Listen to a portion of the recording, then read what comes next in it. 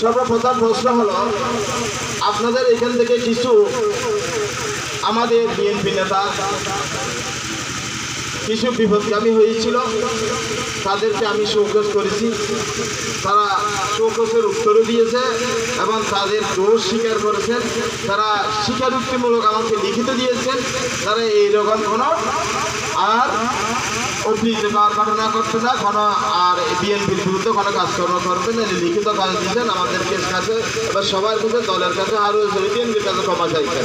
আমার কাছে লিখিত আছে। তারপরে যদি আমরা এই যখন ক্ষমা চাইছেন, তারা আমরা চিন্তা ভাবনা করলেন গণক্ষমাকে সুযোগটা দেওয়া দরকার, কারণ আত্মসমর্পণের একটা সুযোগ দিয়েছি। তাই এরপরেও যদি দলের বিরুদ্ধে অবস্থান নেয়, তাদের বিরুদ্ধে আমরা ব্যবস্থা নিতে বাধ্য হব, আমি কথা দিচ্ছি। তারপর আরেকটা কথা বলছেন, দুর্দিনে যারা কষ্ট করেছেন, এখন আজকে সুদিন আসছে যে আমাদের হাইব্রিডের নেত্রী আনাগুনা বেড়ে গেছে।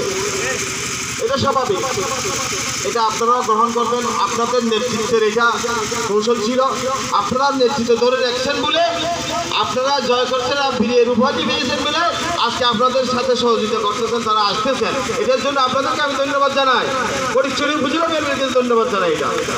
এটা আপনারা খরতালি দিয়ে সম্পর্কে জানাবেন, তাদের আপনাদের সাথে আসতে হবে, কাজ করতে হবে, এরা বুঝে গেছে। বিএনপি ছাড়া কোনো উপায় নেই। আপনারা কষ্ট করছেন, ত্যাগ স্বীকার করছেন, ঘুম যাইতে পারেন নাই, আপনারা মশার খামার খাইছেন, মামলার শিকার হয়েছেন, অনেক নির্যাতনের শিকার হয়েছেন। আমরা জানি, সবাই জানে, তারাও জানে। তবে কিছু দুষ্কৃতকারী, আমাদের মধ্যে কিছু দুষ্কৃতকারী বেশি দোষ করেছেন, বেশি ক্ষতিগ্রস্ত করেছেন, দেশের অর্থনৈতিক লুটপাট করে দেশকে ধ্বংস করেছেন। আপনার আমার ক্ষতি করেছেন, তাদের দোষকদেরকে নিয়ে এখন মিটিং মিছিলে তাদেরকে শেল্টার দিতেছেন, তাদেরকে নিয়ে মিটিং মিছিল করতেছেন। আমরা জানি, আমরা একটা তালিকা করতেছি। আমার আহ্বায়ক কর্নেল আজমুল্লাহ বাহার গত সুবিলে বক্তব্য রেখেছেন, আপনারা জানেন। আমরা একমত হয়েছি, তাদের বিরুদ্ধে আমরা ব্যবস্থা নিব, আমরা উপরেও জানিয়েছি। আমাদের সাথে আমাদের মাননীয় ভারপ্রাপ্ত চেয়ারম্যান জনাব তারেক রহমানের সাথে সরাসরি কথা হয় এই সাংগঠনিক বিষয় নিয়ে, আপনারা জানেন অবশ্যই। এগুলি বিষয় আছে, এগুলি সবাই অবগত। আমাদের ভারপ্রাপ্ত তারেক রহমান উনি অবগত, উনিও জানেন। এটা আপনাদের কিছুদিনের মধ্যে আপনারা সুফল পাবেন এবং সুসম্মত পাবেন। এবার আপনারা ধৈর্য হারাবেন না।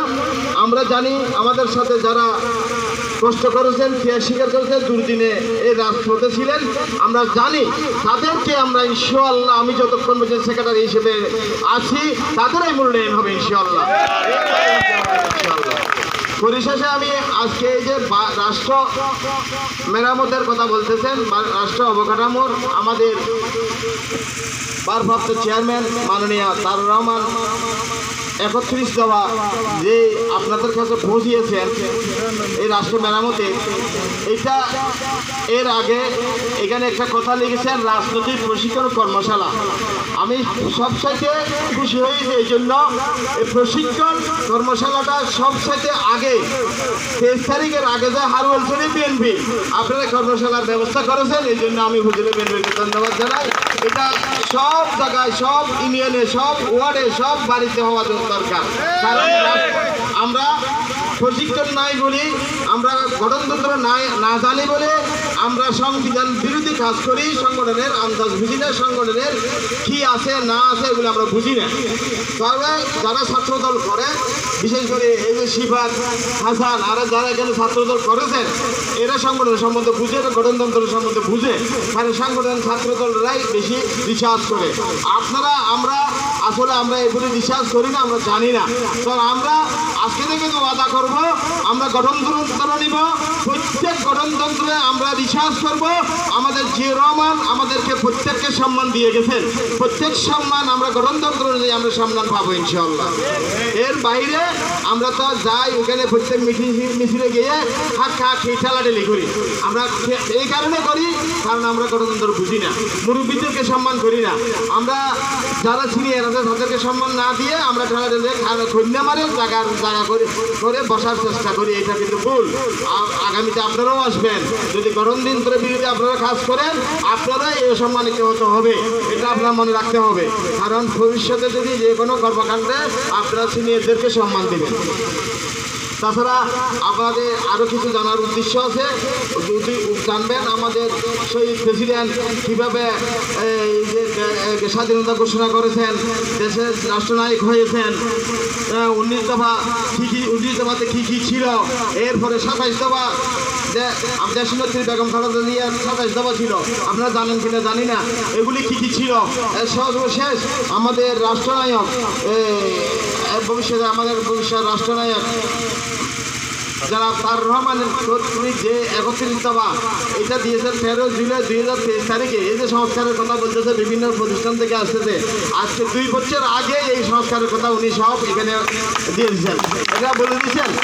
আমাদের জালিম সরকারের জুলুম শিকার হওয়াতে আমাদের আন্দোলন সংগ্রাম ছিলাম বলে সবার কাছে আমরা এই 31 দফাগুলি কী কী আমরা পৌঁছাতে পারি নাই, এই জন্য আমরা দুঃখ প্রকাশ করছি। আজকে থেকে আপনাদের আমাদের সবার কর্তব্য প্রত্যেকের ঘরে মা বোনের কাছে এগুলি এই 31 দফা বাস এগুলি পৌঁছে দেওয়ার জন্য আমি অনুরোধ করছি।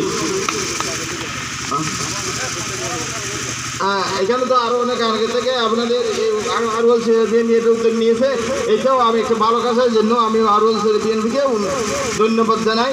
এখানে আমি কিছু আমি তুলে ধরছি, সবগুলি তুলে দেওয়ার তো সম্ভব নয়, আপনারা বিরক্ত করতেছেন বোধ লাগছে। সেজন্য এখানে 1 নম্বর নিয়েছে জনগণের গণতান্ত্রিক অধিকার পুনঃপ্রতিষ্ঠার লক্ষ্য সংবিধান সংস্কার কমিশন গঠন, 1 নম্বর। তারপর 2 নম্বরে আসেন সম্প্রীতিমূলক রাষ্ট্রসত্তা, র্যান্ডম নেশন। এগুলি কথাগুলি আপনারা আমাদেরকে ছাত্ররা আপনাদেরকে বুঝিয়ে দেবেন। আমরা হয়তো আমরা অনেক কিছু বুঝবো না, এগুলির অনেক ব্যাখ্যা আছে, এগুলো রচনা আছে, এগুলো ব্যাখ্যা সহকারে আপনাদেরকে বুঝিয়ে দেবেন। অবাধ সুষ্ঠু নিরপেক্ষ নির্বাচন অনুষ্ঠানের লক্ষ্য নির্বাচনকালীন দল নিরপেক্ষ তত্ত্বাবধায়ক সরকার ব্যবস্থার পুনর্বহাল। এগুলির কথা হলো আপনার অধিকার আপনাকে ফিরিয়ে দেওয়া, জনগণের অধিকার জনগণকে ফিরিয়ে দেওয়া। আর যেমন আজকে 16, 17, 18 বছর 20 বছর 25 বছর যারা হয়েছেন, 27 বছর যারা ভোট কেমনে দিয়েছেন, ভোট কীভাবে হয় তারা জানে না, জানে না।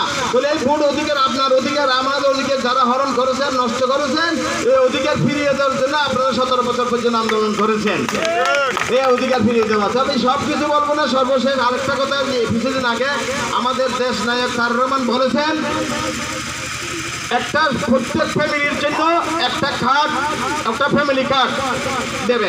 ফ্যামিলি কার্ডটা হলো প্রত্যেক ফ্যামিলির জন্য চাল ডাল নিত্য সাবান ডাল চিনি তেল পেঁয়াজ প্রত্যেক ফ্যামিলির জন্য পৌঁছিয়ে দেবেন। এটা হলে যদি একটা ফ্যামিলির জন্য যদি অর্ধেক খরচ একটা সরকারের পক্ষ থেকে পাওয়া যায়, আর কোনো ফ্যামিলি অভাব থাকবে না। তাহলে আমাদের শহীদ প্রেসিডেন্টের পিতার গর্বিত সন্তান তারেক রহমান উনি অনেক কিছু উদ্যোগ নিয়েছেন। ইনশাআল্লাহ যদি আমাদের সরকার গঠন করতে পারে আমাদের দেশে আর কোনো অভাব অনটন থাকবে না। ইনশাআল্লাহ সবাই সুন্দরভাবে চলতে পারবে, সবাই স্বাধীনভাবে চলতে পারবে, যাকে ইচ্ছা তাকে ভোট দিতে পারবেন, আপনাদের কোনো রকমের ভয় ভীতি আর থাকবে না। ইনশাআল্লাহ আমরা ভবিষ্যতে সবাই প্রতিজ্ঞা করব আমাদের তারেক রহমানের, আমরা বিএনপি করি সবাই একটা টিম হলো আমাদের তারেক রহমানের টিম। তারেক রহমানের টিম হলো এইটা ফটিকছড়ির একটা টিম আছে, এটা হলো